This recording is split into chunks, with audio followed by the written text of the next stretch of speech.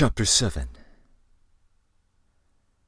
The same day, about 7 o'clock in the evening, Raskolnikov was on his way to his mother's and sister's lodging, the apartment in Bakaliev's house, which Razumikin had found for them. The stairs went up from the street. Raskolnikov walked with lagging steps, as though still hesitating whether to go or not. But nothing would have turned him back. His decision was taken. Besides, it doesn't matter. They still know nothing, he thought, and they are used to thinking of me as an eccentric. He was appallingly dressed, his clothes torn and dirty, soaked with the night's rain. His face was almost distorted from fatigue, exposure, the inward conflict that had lasted for 24 hours. He had spent all the previous night alone, God knows where. But anyway, he had reached a decision. He knocked at the door, which was opened by his mother. Dunya was not at home. Even the servant happened to be out. At first, Pulcheria Alexandrovna was speechless with joy and surprise. Then she took him by the hand and drew him into the room.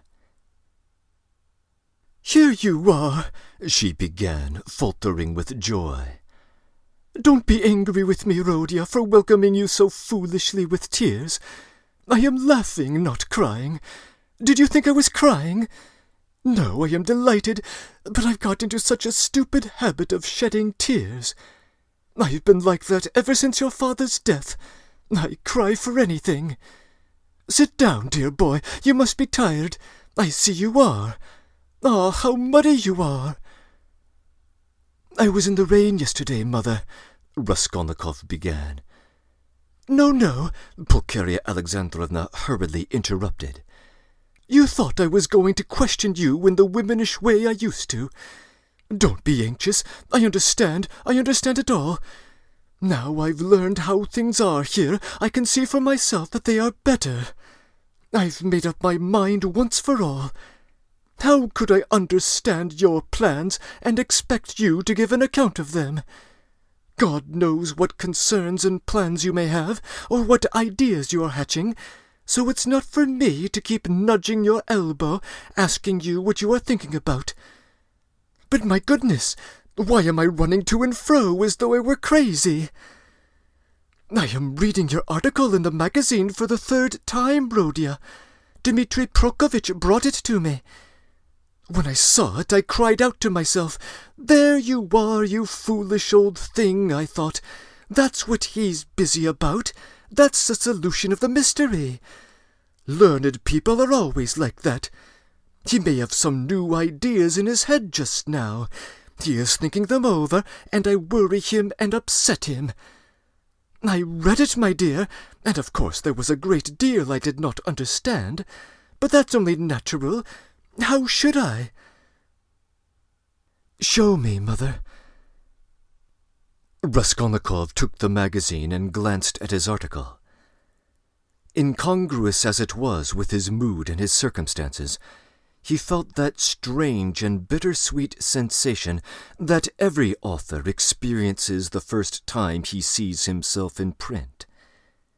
Besides, he was only 23. It lasted only a moment. After reading a few lines, he frowned, and his heart throbbed with anguish. He recalled all the inward conflict of the preceding months. He flung the article on the table with disgust and anger. "But however foolish I may be, Rodya, I can see for myself that you will very soon be one of the leading, if not the leading man, in the world of Russian thought. And they dared to think you were mad. You don't know, but they really thought that. Oh, the despicable creatures! How could they understand genius? And Dunya was all but believing it. What do you say to that? Your father sent things twice to magazines. The first time poems. I've got the manuscript, I'll show you. and the second time a whole novel. I begged him to let me copy it out, and how we prayed that they would be taken. They weren't. I was breaking my heart, Rhodia, 6 or 7 days ago over your food and your clothes and the way you are living. But now I see again how foolish I was, for you can attain any position you like by your intellect and talent. No doubt you don't care about that for the moment, and you are occupied with much more important matters. Dunya's not at home, Mother. No, Rhodia, I often don't see her. She leaves me alone. Dmitri Prokofitch comes to see me. It's so good of him, and he always talks about you. He loves you and respects you, my dear. I wouldn't say that Dunya was inconsiderate towards me. I am not complaining. She has her ways and I have mine. She seems to have got some secrets of late, and I never have any secrets from you two. Of course, I am sure that Dunya has far too much sense, and besides, she loves you and me, but I don't know what it will all lead to. You've made me so happy by coming now, Rhodia, but she has missed you by going out. When she comes in, I'll tell her, your brother came in while you were out. Where have you been all this time? You mustn't spoil me, Rhodia, you know.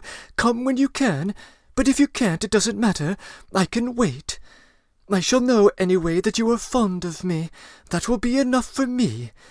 I shall read what you write. I shall hear about you from everyone, and sometimes you'll come yourself to see me. What could be better?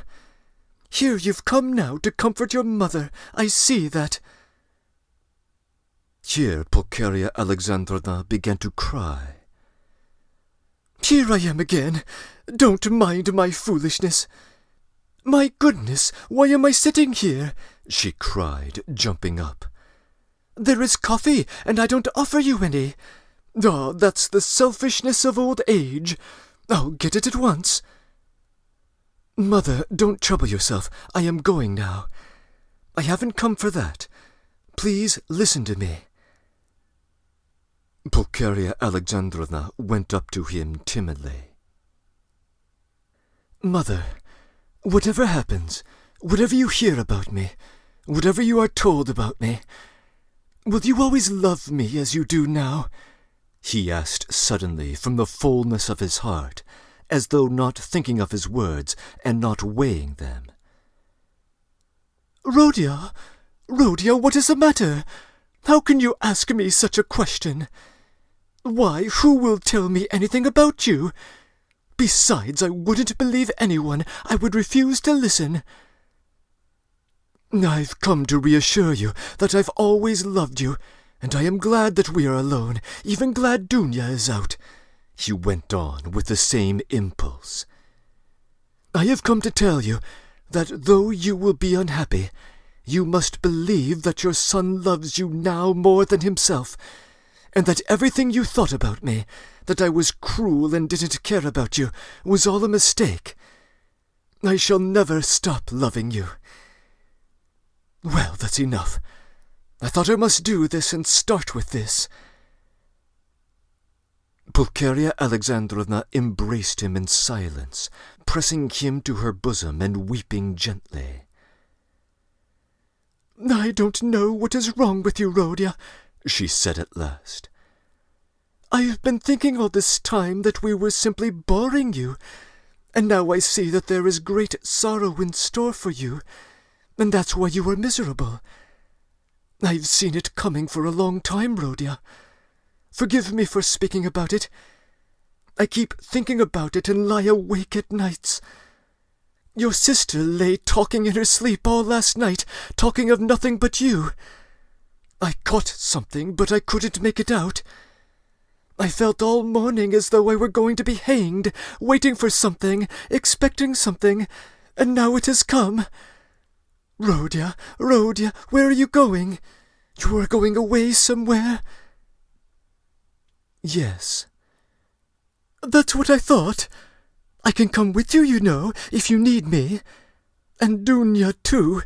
She loves you dearly.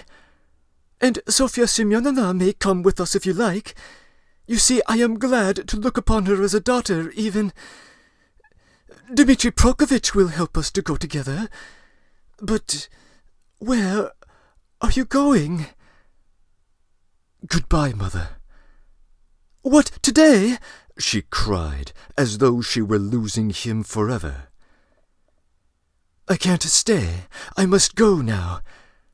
And can't I come with you?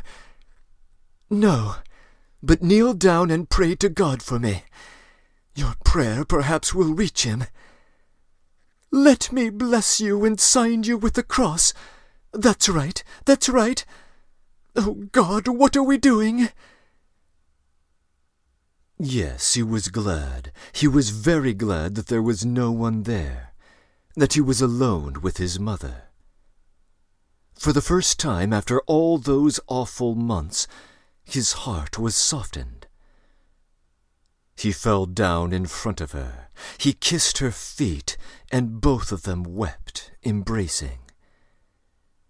And she was not surprised, and did not question him this time. For some days she had realized that something awful was happening to her son, and that now some terrible moment had come for him. Rhodia, my darling, my firstborn, she said, sobbing. Now you are just as when you were little. You would run like this to me and hug me and kiss me. When your father was alive and we were poor, you comforted us simply by being with us. And when I buried your father, how often we wept together at his grave and embraced, as now. And if I've been crying recently, it's because my mother's heart has had a foreboding of trouble. The first time I saw you, that evening, you remember, as soon as we arrived here, I guessed it just from your eyes. My heart sank at once, and today when I opened the door and looked at you, I thought the fatal hour had come. Rhodia, Rhodia, you are not going away today? No. You'll come again? Yes, I'll come. Rhodia, don't be angry. I don't dare question you. I know I mustn't. Just tell me, is it very far where you are going? Very far. What is awaiting you there? Some post or career for you? What God sends. Just pray for me. Raskolnikov went to the door, but she clutched him and gazed despairingly into his eyes. Her face was gripped with terror. Enough, Mother, said Raskolnikov, deeply regretting that he had come. Not forever. It's not yet forever. You'll come tomorrow. I will. Goodbye. He tore himself away at last. It was a warm, fresh, bright evening. It had cleared up in the morning. Raskolnikov went to his lodgings. He made haste. He wanted to finish everything before sunset. He did not want to meet anyone until then. Going up the stairs, he noticed that Nastasia rushed from the samovar to watch him intently. Can anyone have come to see me? He wondered. He had a disgusted vision of Porfiry. But opening his door, he saw Dunya. She was sitting alone, plunged in deep thought, and looked as though she had been waiting a long time. He stopped short in the doorway. She rose from the sofa in dismay and stood up facing him. Her eyes fixed upon him betrayed horror and infinite grief. And from those eyes alone he saw at once that she knew. Should I come in or go away? He asked uncertainly. I've been all day with Sofya Semyonovna. We were both waiting for you. We thought that you would be sure to come here. Raskolnikov went into the room and sank exhausted on a chair. I feel weak, Dunya. I am very tired, and I would have liked at this moment to be able to control myself." He glanced at her mistrustfully. "Where were you all night?" "I don't remember clearly. You see, sister, I wanted to make up my mind once and for all, and several times I walked by the Neva. I remember that I wanted to end it all there, but I couldn't make up my mind," he whispered, looking at her mistrustfully again. "Thank God! That was just what we were afraid of, Sofya Semyonovna and I. Then you still have faith in life? Thank God! Thank God!" Raskolnikov smiled bitterly. "I haven't any faith, but I have just been weeping in our mother's arms.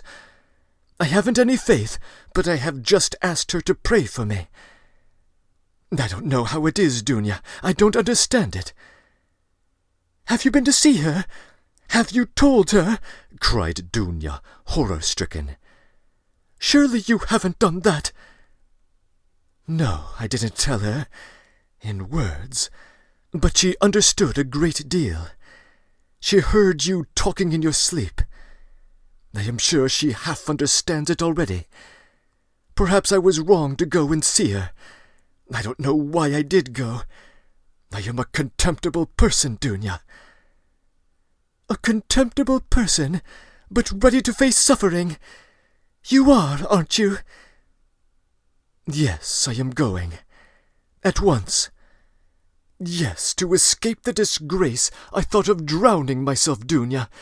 But as I looked into the water, I thought that if I had considered myself strong until now, I'd better not be afraid of disgrace," he said, hurrying on. "It's pride, Dunya. Pride, Rodya."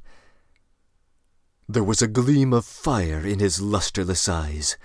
He seemed to be glad to think that he was still proud. "You don't think, sister, that I was simply afraid of the water?" he asked, looking into her face with a sinister smile. "Oh, Rodya, hush!" cried Dunya bitterly. Silence lasted for 2 minutes. He sat with his eyes fixed on the floor. Dunya stood at the other end of the table and looked at him with anguish. Suddenly he got up. "It's late. It's time to go. I am going at once to give myself up. But I don't know why I am going to give myself up." Big tears fell down her cheeks. "You are crying, sister, but can you hold out your hand to me?" "You doubted it?"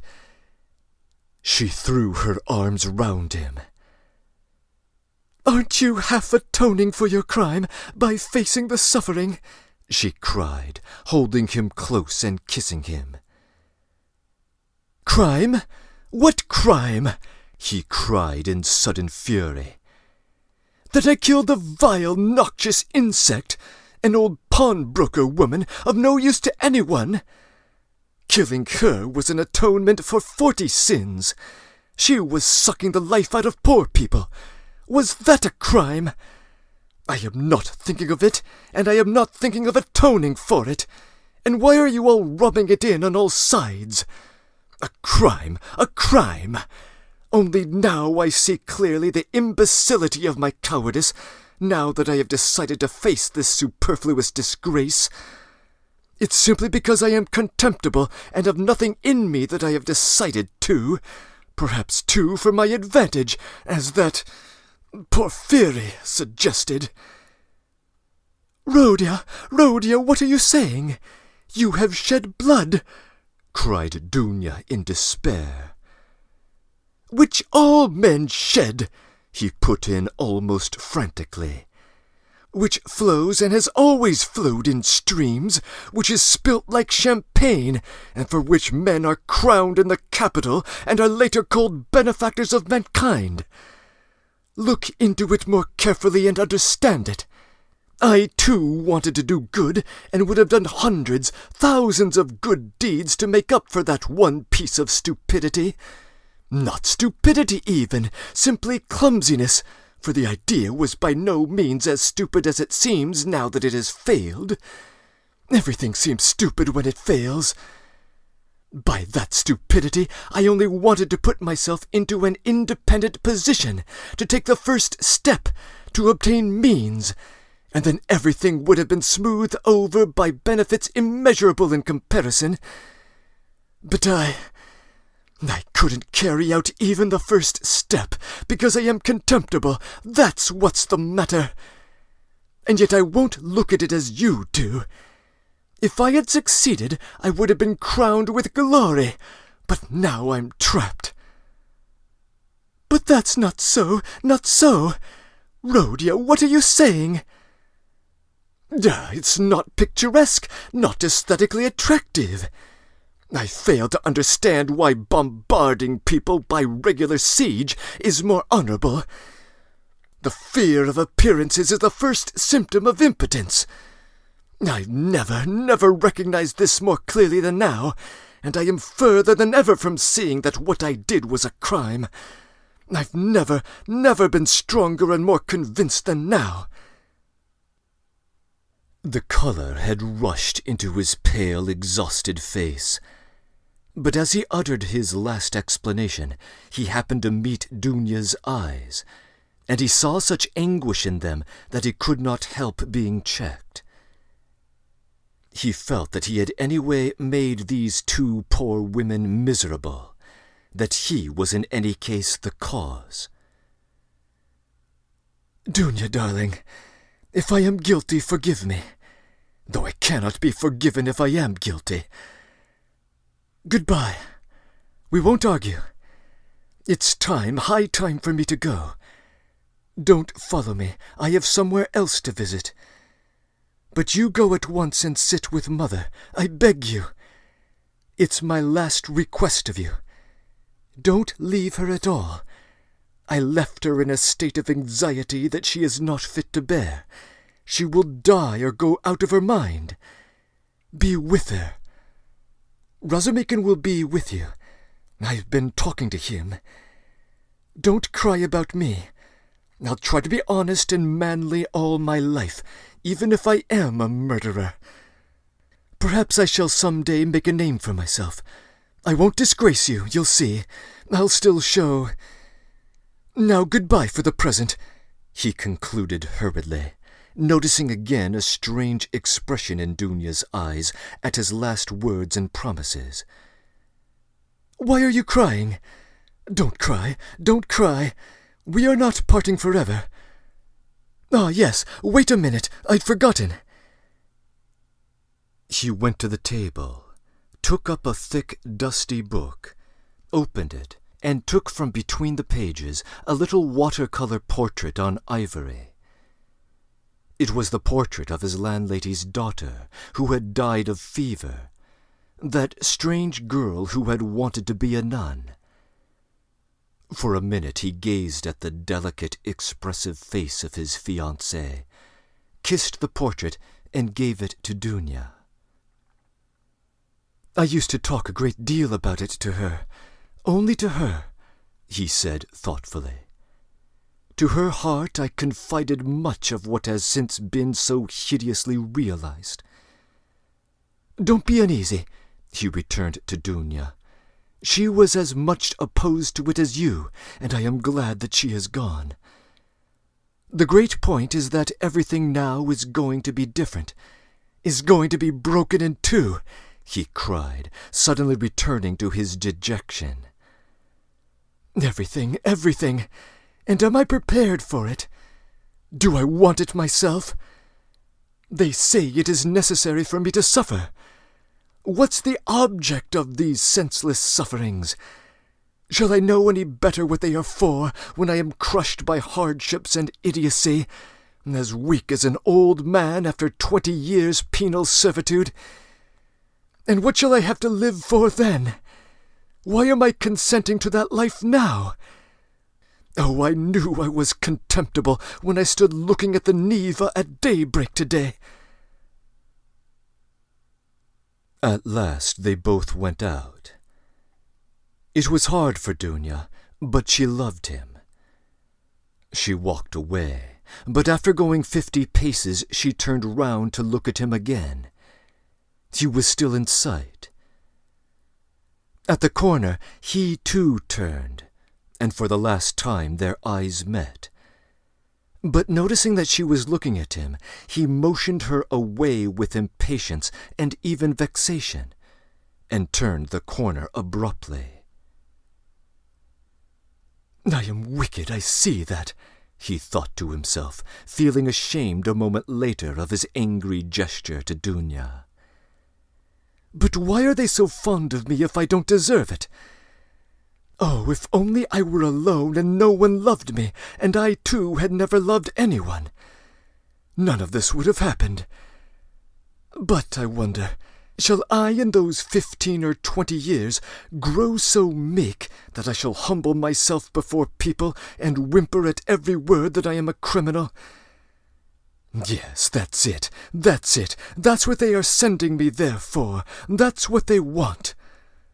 Look at them running to and fro about the streets, every one of them a scoundrel and a criminal at heart, and, worse still, an idiot. But try to get me off, and they'd be wild with righteous indignation. Oh, how I hate them all! He started imagining the process which would accomplish it, that he could be humbled before all of them, indiscriminately, humbled by conviction. And yet, why not? It must be so. Would not 20 years of continual servitude crush him utterly? Water wears out a stone. And why should he live after that? Why should he go now, when he knew that it would be so? It was the 100th time, perhaps, that he had asked himself that question since the previous evening. But still he went.